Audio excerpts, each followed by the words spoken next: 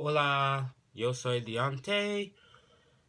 Hey WWE Universe, my name is Deontay. Today I am going to be doing a review video on WWE SuperStar shakeup that happened Monday and Tuesday. It is 8 o'clock in the morning. I don't know why I'm up. I just said, fuck it. Let's just do the review video that I've been getting interrupted trying to do for days now. So, since this is my very first... Sorry about that. Since this is my very first review video, I do have a couple bullet points here I'm going to go through. Not going to be doing this very long. I don't want the video to be too long. But before we start, I want to talk about Luke Harper leaving the WWE. He posted this on Instagram, and I quote, "As of this evening, I have requested a release from the WWE.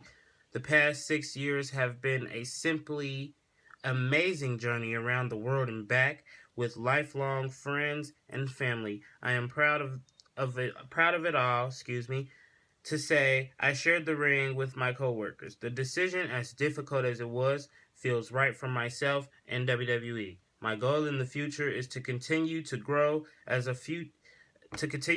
performer and person and continue to make my family proud. Thank you from the top to the bottom of the WWE. Thank you to the fans for your undying support. Thank you, everyone." So, Luke Harper has officially asked for his release from the WWE.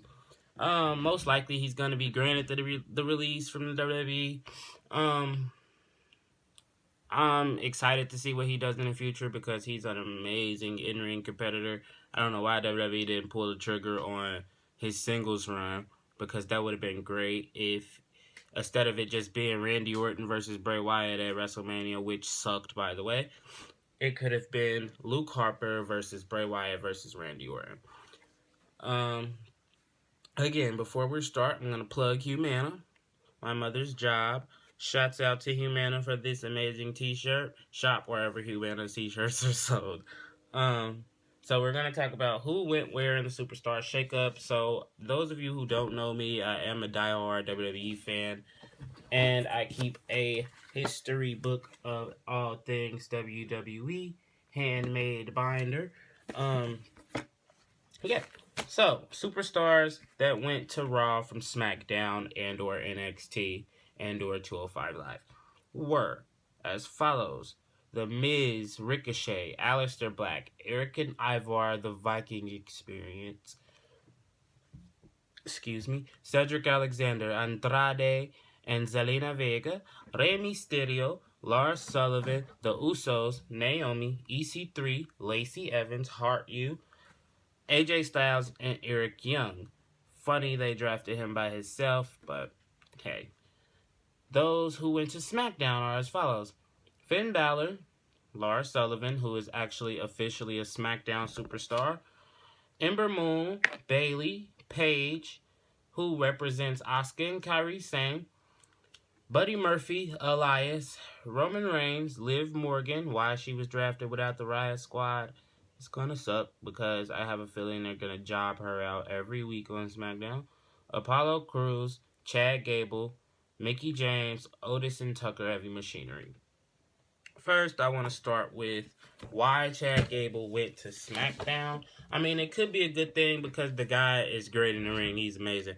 But I actually wanted to see him or Bobby Roode turn on... Actually, I wanted to see Bobby Roode turn on him because Bobby Roode's heel work is epic, and I don't know why they didn't pull the trigger on him being a heel on the main roster and putting him in the main event instead of having him in the tag team or mid-card. First, I want to start off with the Viking Experience name change. That has to be the dumbest, most not thought out name in WWE ever. I don't know if it's ever been a WWE tag team with a stupider name, to be honest. The Viking Experience. I think they could have came up with something better. I keep hearing that it was a last-minute creative decision, like they had to pull the trigger on it quick for Titantron purposes or something like that, or War wasn't PG enough for Vince McMahon, so they had to hurry up and pull the trigger on a name.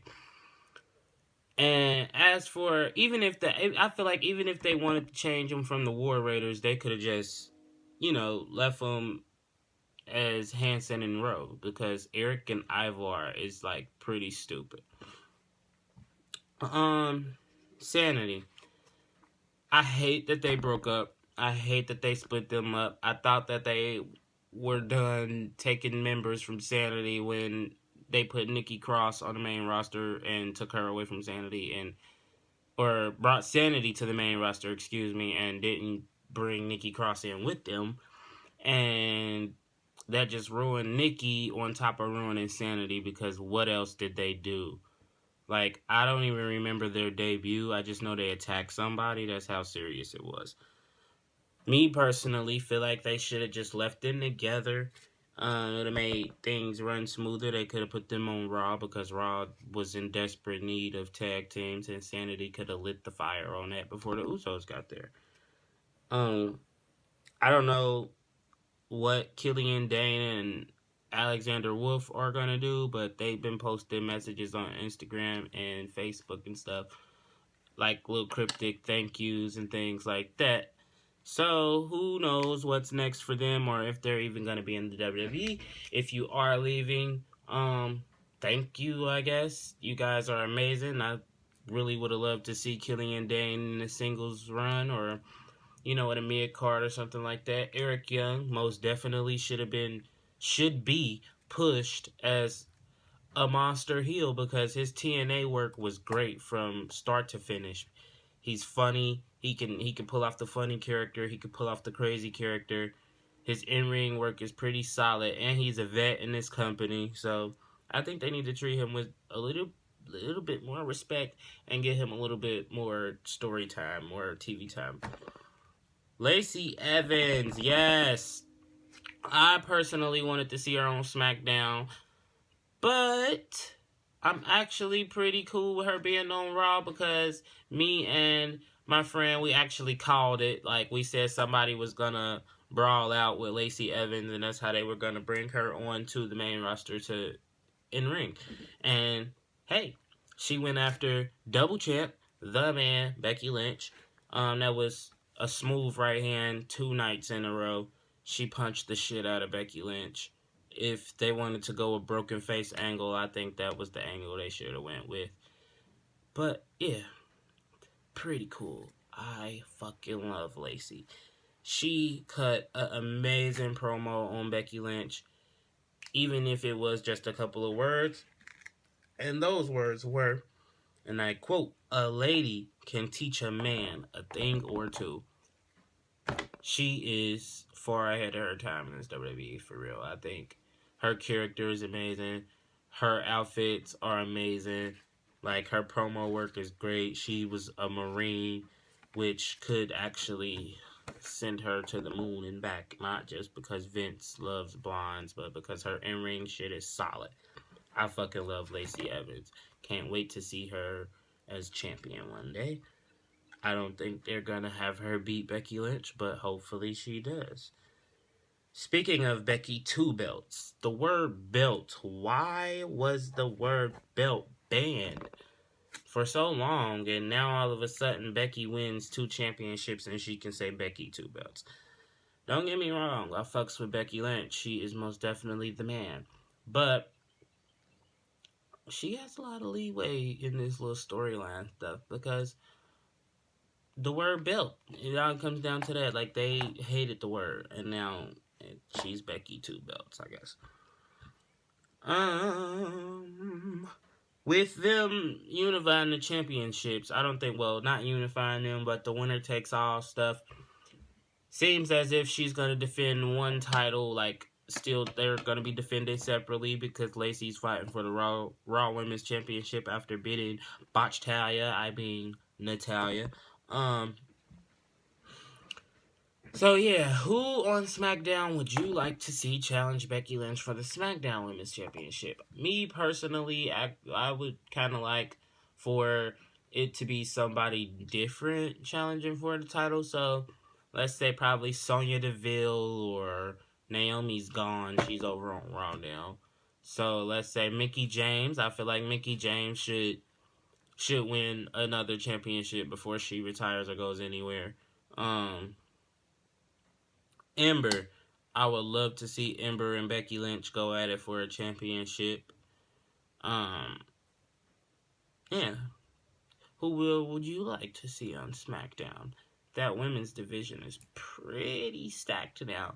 I think that women's division consists of Becky at the top, Charlotte still there. You got Ember, Bayley, Kairi Sane, Asuka, Mandy Rose, Sonya Deville, Lana.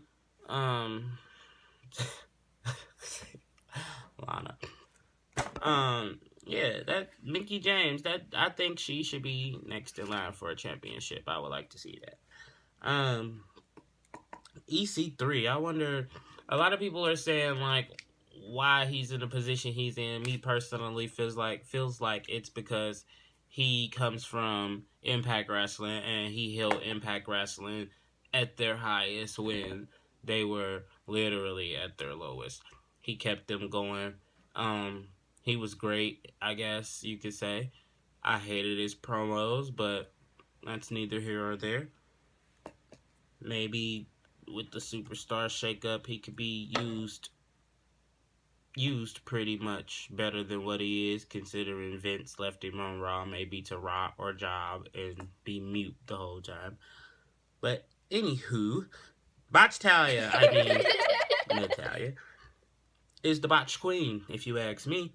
The Botch Queen, the crown most definitely goes to Natalia. I'm sorry. You guys want to say it's Brie Bella or Lana or somebody, but it's Natalia. The thing where she drops them on her legs, they're supposed to drop in a full split, I guess, once she runs across, but she literally almost bust her ass last week. Well, not last week, or last Monday. On that fucking move. She supposed to jump on her neck, they're supposed to go down, she hits the ropes, come back with a drop kick. But every time she goes for that move, it just epically fails. Either she falls, the girl doesn't go all the way down, and she damn near breaks her back or whatnot. She just needs to throw the whole move in the trash. Anyways, I personally feel like they should have sent Natalia back over to SmackDown and turned her heel again, because that whole SmackDown run with Natalia when in SmackDown Live brand split days, she was pretty cool. I feel like Natalia as SmackDown Women's Champion was awesome. Her heel work was great. That's that half. Did anybody else notice that Caitlyn's Mae Young Classic music was used for the Superstar Shakeup opening on SmackDown? I think it was pretty cool because I love the song. It's called Set It Off. You could get it on, or go on iTunes, I guess, or go to YouTube where it's free. Kevin Owens joined the New Day on SmackDown. Hopefully that's a one-time thing and they don't keep trying to, get new members every week. Because I feel like Kofi should be more of a singles competitor with Woods in the mid-card and as his valet, you feel me? Because what was the point in putting the title on Kofi if he was still going to come out and just be a member of the New Day? Not saying they should split them up or anything, because the New Day is great and they are going to be Hall of Famers one day. But I personally want to see that Kofi Kingston WWE Championship run. Most likely, I have a feeling that Big E is going to come back from this injury and turn on them, but hopefully Vince doesn't pull the trigger on that. Do you think Kevin Owens is next in line for the championship with this current storyline going? Because me personally feel like they're just recycling the same old storyline, because Kevin Owens was teamed with Sami Zayn. What did he do to him? Attack him in NXT and main roster, I believe. You had Kevin Owens with Chris Jericho. He attacked him, turned on him. You had Kevin Owens, and now you have Kevin Owens with Kofi Kingston / New Day, or whatever the case may have you.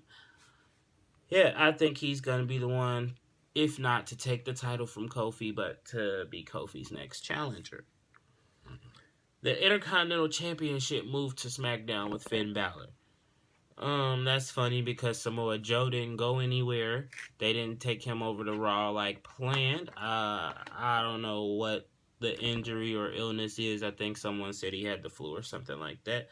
But do you see Finn dropping the IC title to Andrade for his last match on Raw if they give him another match on Raw? Because Andrade did pin him clean on Raw, and that was pretty nice. That match was fucking epic. Or do you see Braun Strowman taking the title from Samoa Joe, considering he attacked Samoa Joe and barely could lift him, but he can flip cars and trucks and buses and shit? Like, what the fuck? Why can't you pick up Samoa Joe? He's half your size. Talked about Nikki Cross. They got her doing promos, video promos and shit. She was one of the superstars that was not drafted or superstar shake-up. She just continues to talk about Miss Money in the Bank now. Like, if you were to win Money in the Bank, what does that just make her dual branded and she can cash in on whichever championship she wants? They should have most definitely utilized that. The cryptic messages. A lot of people wanted to be Nikki Cross, Bray Wyatt, and Eric Young come together, but I personally don't want to see that because it's just like a generic Wyatt family sanity reboot. And the only way it's going to make sense is if they make Nikki Cross sister Abigail, and nobody really wants to see that because a lot of people feel like the sister Abigail epically failed when Bray Wyatt got sick, and I personally wanted to see what that was going to look like. Sister Abigail versus Demon Finn Balor. What were they going to do? Was he going to have Sister Abigail as an alternate ego or some shit? I don't know. I have allergies. Excuse me. This shit sucks. I've seen a lot this week about Carmella not being able to sell. Apparently, somebody said she couldn't sell a big boot or some shit like that. And that is not the case if you ask me, because me personally, I think she sold the fuck out of that big boot until they zoomed in on her face. That may be what they were talking about, because her face was like, she didn't look dazed at all. She just looked like she was on the floor catching a breath. But I think when she got hit with the boot, she actually sold it. But, shut up. But, yeah. So, she most definitely didn't sell that knee injury at all. She kind of sold the frozen in the moment thing when Lars Sullivan was coming for her, but that was about it, because when she hopped off the apron, her knee was perfectly fine. But she tried to, I noticed the referee had to tell her your knee, and she started limping again.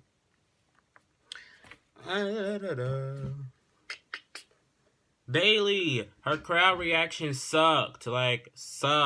That's maybe because everybody is tired of her coming out as the huggable one, the wacky inflatable tube people. Nobody wants to see that shit. If I got close to one of those things, I'm gonna pop one. Most definitely. I can't stand the Bailey character. It's not that I don't like her personally, because she's pretty decent in the ring. I love her song. It's just like pretty fucking catchy.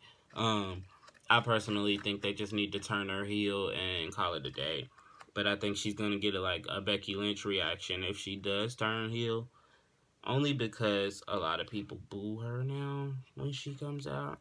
So yeah, why not go the heel route? She's never been a heel. Nobody wants to see her keep talking about she wants to hug people. Roman Reigns to SmackDown. I really don't care about it. I've never really been a Roman Reigns fan. I've been a Shield fan, don't get me wrong, but Roman Reigns, nah, not him single. I think they putting a little bit too much on the leukemia story, because okay, we get it. He beat it, yeah, that's great. And happy you're cancer free or leukemia free, bro. But nobody wants to keep hearing your sob story in the WWE. You feel me? Like, you're back. Let's get this popping. Get you in a whole new storyline. they pretty much branded him as a top guy for, like, officially, even though he's been a top guy for years in the WWE now, because he's never actually had a Vince McMahon moment like a lot of superstars, like Stone Cold, Kevin Owens, you feel me? He got to Superman punch the boss. That was pretty cool. Um, Talked about Bray Wyatt already. So that's going to be the end of that. I'm going to give my grades on Raw and SmackDown. This week I think Raw was way better than SmackDown, and I'm a SmackDown guy. I give SmackDown a C. Probably it was like pretty mediocre. I think the best match on that show was Finn Balor versus Ali. Like, why they changed his name to Ali is beyond me, but yeah, that was the best match on SmackDown if you ask me. I gotta give Raw an A. I gotta give Raw an A. It was a pretty solid show. Didn't really upset me. I think the best match on that card for me was, again, Finn Balor. Him versus Andrade was pretty epic. Zelina Vega with another epic apron Hurricane Rana, even though she almost killed herself on the Ringtron. But yeah, pretty much the Superstar Shakeup went over well. I'm excited to see where they go from here. Who gets pushed, what storylines does what. Follow me on Instagram at @theonly_DML. That's @the_D.M.L.